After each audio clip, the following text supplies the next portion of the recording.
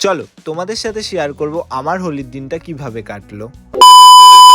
Hello everyone, আমি বিশ্বজিৎ। সবার প্রথম আমি স্নান করে পুজো দিয়ে প্রথমে গেলাম জেঠু জেঠিকে রং মাখাতে, তারপর রং খেলি দিদির সাথে। দিদিকে লাস্টে করেছিলাম ভোগ। এখানে যেহেতু ব্লগের ক্লিপ নিচ্ছিলাম তাই ওকে ভদ্রভাবে রং মাখিয়েছিলাম। তারপরে যাই আমার আরেকটা জেঠিকে রং মাখাতে। এইদিকে আমরা রং খেলছিলাম আর ওইদিকে ওরা তলায় তলায় বিয়েটা সেরে ফেললো।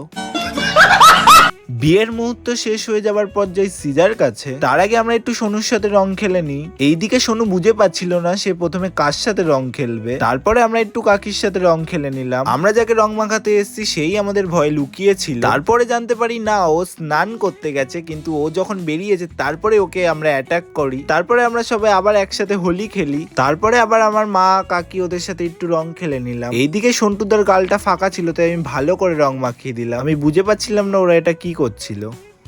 এইদিকে আমার বন্ধু মদ না খেয়ে মদ খাওয়ার অ্যাক্টিং দেখাচ্ছিল আমাদেরকে। ও আমাদেরকে বলছিল, দেখ মদ না খেয়েও আমি মাতাল হয়ে অ্যাক্টিং করছি।